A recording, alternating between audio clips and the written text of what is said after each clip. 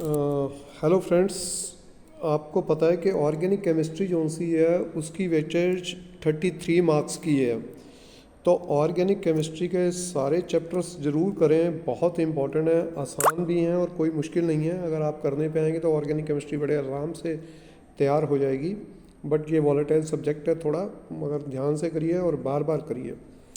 आज हम करने जा रहे हैं अल्कोहल फिनोल ईथर के मल्टीपल चॉइस क्वेश्चंस जो कि एग्जाम्पलर में दिए गए हैं। मैं बार बार कह रहा हूं कि मैं कई सैम्पल पेपर्स देख चुका हूं, कई बार मैंने देखा है कि एग्जाम्पलर और एनसीईआरटी के क्वेश्चंस में से सीबीएसई ज़रूर क्वेश्चंस डालता है, तो एग्जाम्पलर और एनसीईआरटी को ज़रूर करके जाओ। तो चलते हैं, शुरू करते हैं जी। अल्कोहल फिनोल ईथर पहला क्वेश्चन है, monochlorination of the toluene in the sunlight followed by the hydrolysis with aqueous NaOH। देखिए क्लोरीनेशन हो रही है किसकी, टोलिन की, वो भी किस में, सनलाइट की प्रेजेंस में। तो यहाँ पर क्या हो जाएगा, फ्री रेडिकल वाले रिएक्शन हो जाएगा और सब्स्टिट्यूशन हो जाएगी, हाइड्रोजन जो सा होगा रिप्लेस हो जाएगा। यहाँ पर क्लोरीन आ जाएगा, कहाँ का, मिथाइल का, जो टोलिन का मिथाइल है उसमें से एक हाइड्रोजन हट के क्लोरीन आ जाएगा। फिर आप उसके बाद NaOH करेंगे तो it will undergoes the substitution reaction, और वो भी, और वहाँ जाकर कौन लग जाएगा जी, OH लग जाएगा। तो it will become benzyl alcohol, benzyl alcohol बन जाएगा ये। मोनोक्लोरिनेशन पहले टोलिन की है सनलाइट में, तो पहले क्लोरीन लग गई, फिर NaOH ने जाकर क्लोरीन को रिप्लेस कर दिया OH ने, और वहाँ पर जाकर OH लग गया, तो ये बन गया बेंजाइल अल्कोहल। बेंजीन, बेंजीन के ऊपर CH2 ग्रुप और साथ में उसके OH है, तो बेंजाइल अल्कोहल बन गया। एक चीज़ याद रखिएगा, अगर बेंजीन के ऊपर CH2 होता है तो देन इट इज़ बेंजाइल, और अगर खाली CH होता है तब इट इज़ बेंजल, और C होता है तो बेंजो। तो ये याद रखिएगा, बेंजाइल अल्कोहल मतलब CH2 होगा बेंजीन के ऊपर। How many alcohol molecular formula with the C4H10O are chiral in nature. तो देखिए ये C4H9OH हो गया अल्कोहल, तो पहले फार्मूला तो ये बना अल्कोहल का। फिर इसमें आप देखेंगे primary alcohol, secondary alcohol, tertiary alcohol बना लीजिए। प्राइमरी अल्कोहल जो सा होगा उसमें जिस कार्बन के साथ OH लगा होगा उसके साथ 2 हाइड्रोजन लगे होंगे, तो वो तो कायरल हो नहीं सकता। कायरल की पोजीशन हमने पिछली PPT में ही बताया था कि कायरल की क्या हो रहती है कि द कॉप है टेट्रा होने चाहिए, टेट्राहेड्रल होना चाहिए कार्बन, और हिट्रियो आइटम होने चाहिए, चारों के चारों अलग होने चाहिए, और वही कायरल होता है। तो यहाँ पर क्या है कि पहले वाले में दोनों हाइड्रोजन, प्राइमरी में 2 हाइड्रोजन लग गए और OH, तो 2 हाइड्रोजन हो गए, तो टेट्राहीड्रो तो नहीं रहा, तो इसलिए वो कायरल नहीं है। सेकेंडरी में क्या हो जाएगा कि 2 तरफ C लगे हुए हैं और एक हाइड्रोजन लगा और एक OH लगा, तो मगर दो C लगे हुए हैं, तो ये ब्यूटेन है, तो एक तरफ तो CH3 ग्रुप है और दूसरी तरफ C2H5 है, और एक तरफ H है और एक तरफ OH है, तो चारों ग्रुप क्या हो गए, सेपरेट हो गए। तो इसका मतलब सेकेंडरी जो सा अल्कोहल है वो क्या है, कायरल है।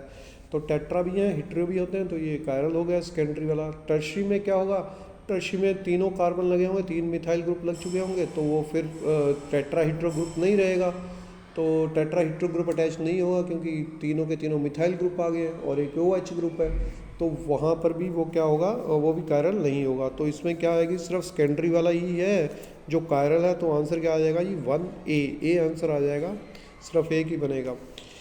What is the correct order of reactivity of the alcohol in the following reactions?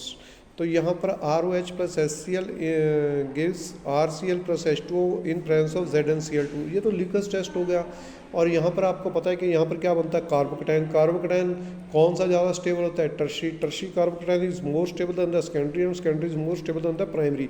तो आंसर क्या आ जाएगा जी, टर्शियरी की रिएक्टिविटी सबसे ज़्यादा होगी, देन सेकेंडरी की रिएक्टिविटी, और उसके बाद आ जाएगी प्राइमरी की, तो आंसर आ जाएगा जी C। क्वेश्चन नंबर 4 देखते हैं, that is CH3CH2OH can be converted into the CH3CHO।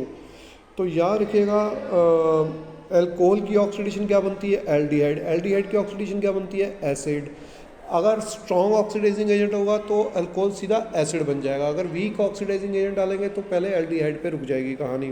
तो अल्कोहल की क्या हो रही है, एल्डिहाइड बन रहा है तो ऑक्सीडेशन हो रही है, तो पहला कैटालिटिक हाइड्रोजनेशन तो हो नहीं सकता क्योंकि ये रिडक्शन है।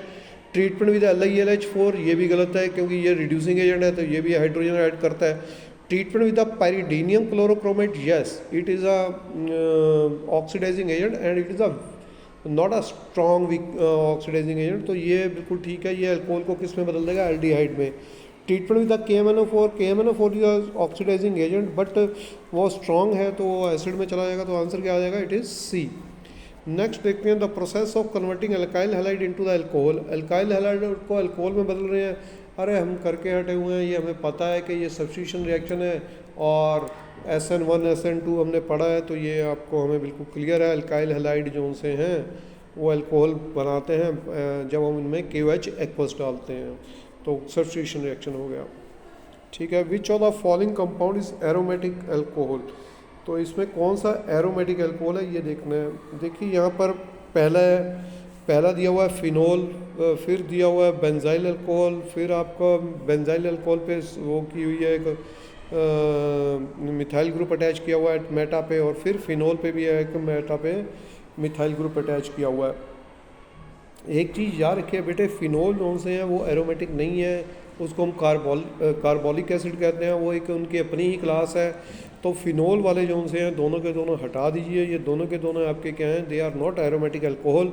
बच्चे इसमें बड़ी गलती करेंगे, गारंटी की बात है, बच्चे इसमें फिनोल वाले को लिख देंगे एरोमेटिक अल्कोहल, तो वो नहीं है दोनों के दोनों।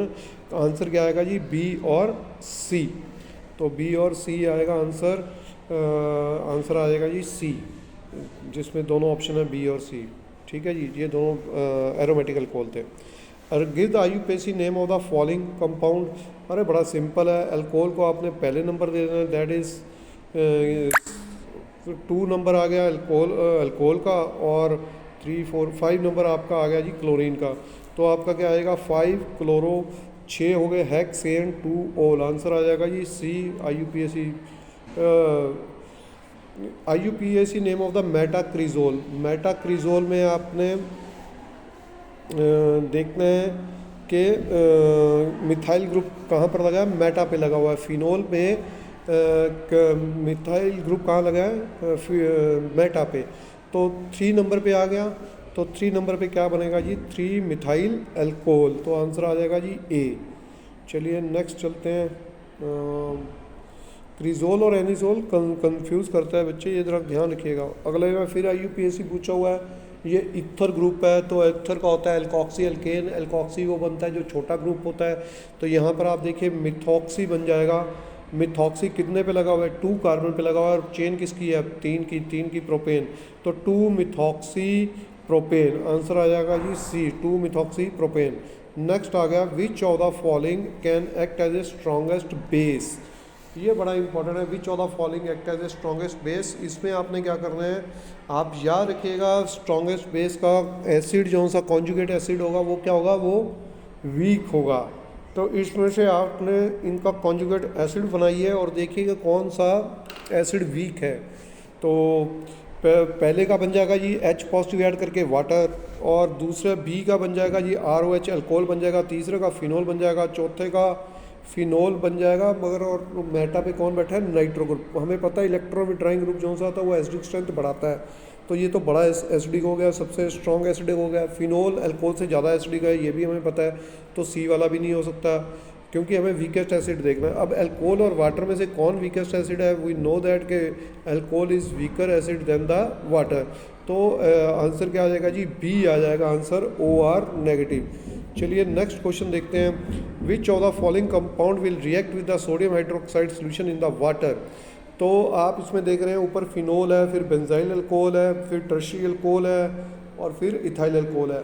इथाइल अल्कोहल, टर्शियल अल्कोहल NaOH से तो रिएक्ट करते ही नहीं वाटर के साथ।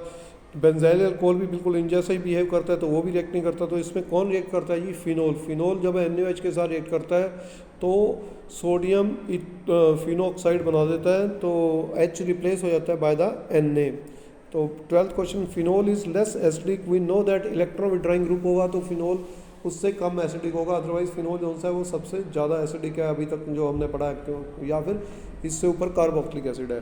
तो फिनोल जो सा है वो देखिए इथानॉल से तो ज़्यादा है एसिडिक, बिल्कुल ठीक है। नाइट्रोफिनोल बिल्कुल ठीक है जी, नाइट्रो ग्रुप लग गया तो नाइट्रो ग्रुप क्या कर देगा, नाइट्रो ग्रुप एसिडिटी को बढ़ा देता है, तो ऑर्थो नाइट्रोफिनोल जो सा वो ज़्यादा एसिडिक है than the phenol. Methyl phenol, ये आपको पता है इलेक्ट्रॉन रिलीजिंग ग्रुप है, ये तो एसिडिक स्ट्रेंथ को वीक करेंगे। मिथॉक्सीफिनोल भी इलेक्ट्रॉन रिलीजिंग ग्रुप है, ये तो ये भी एसिडिक स्ट्रेंथ को कम करेंगे। तो ये तो कम ही हो गए दोनों, तो B answer is a fit. ये फिनोल से ज़्यादा एसिडिक कौन है? Ortho nitrophenol. बाकी सारे क्या हैं? कम एसिडिक हैं। तो फिनोल इज लेस एसिडिक है, डन, ठीक हो गया जी। तो which of the following is most acidic, इनमें से कौन मोस्ट एसिडिक है? मैंने अभी अभी आपको बताया कि जो जिसके ऊपर इलेक्ट्रॉन विड्रॉइंग ग्रुप लगा होगा वो क्या करेगा? वो ज़्यादा एसिडिक होगा। तो इसमें से देखिए कौन ज़्यादा एसिडिक है, बेंजाइल अल्कोहल, साइक्लोहेक्सानोल, फिनोल या फिर मेटाक्लोरोफिनोल। इसमें क्लोरो जोन सा है वो आपका इलेक्ट्रॉन विड्रॉइंग ग्रुप है और ये क्या कर रहा है? ये एसिडिक स्ट्रेंथ को इंक्रीज कर रहा है। तो इसका मतलब क्या हो गया? मेटाक्लोरोफिनोल इज मोस्ट एसिडिक। नेक्स्ट देखते हैं question number 14, which mark the correct order of decreasing acidic strength of the following compounds.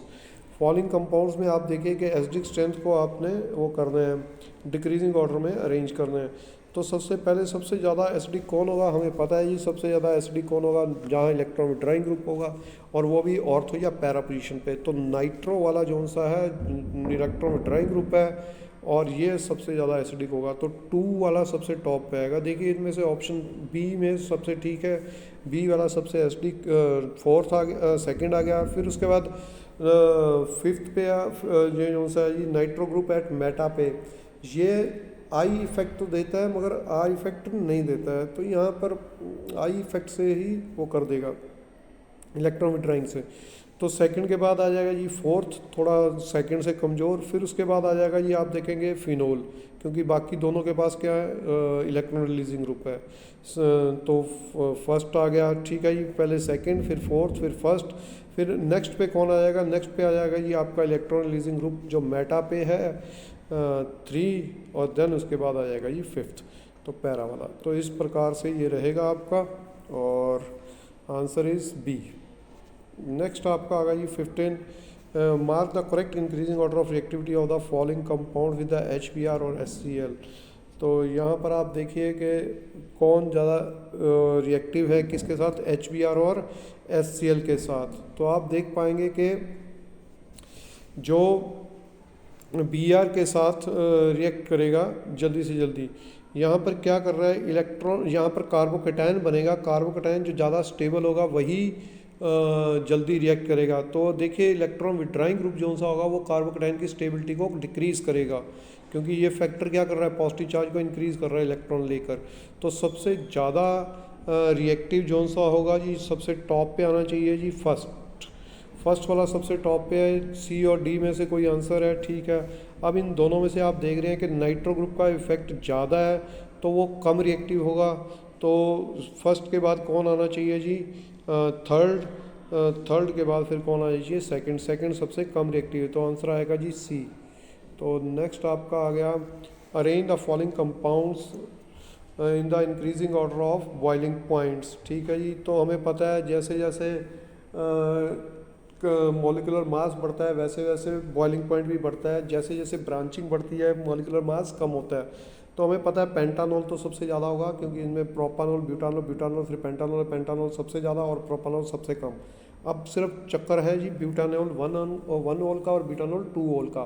तो ब्यूटानॉल 1 ओल जो सा है उसमें ब्रांचिंग है नहीं, ब्यूटानॉल 2 ओल में ब्रांचिंग है। तो ब्यूटानॉल 2 ओल जो सा है उसका बॉइलिंग पॉइंट कम हो जाएगा, तो आएगा प्रोपानॉल फिर ब्यूटानॉल 1 ओल, पहले आएगा प्रोपान 1 ओल फिर ब्यूटेन 2 ओल फिर ब्यूटेन 1 ओल और उसके बाद आएगा ये पेंटानॉल। तो आंसर ए भी ठीक है और आंसर सी भी ठीक है, 2 आंसर इसमें करेक्ट दे रखे हैं। तो ये हमने लिया था जी एग्जाम्पलर से, तो वही क्वेश्चंस हैं। तो शुक्रिया, आप मेरे चैनल को सब्सक्राइब करें, ये एजुकेशनल चैनल है, और धन्यवाद।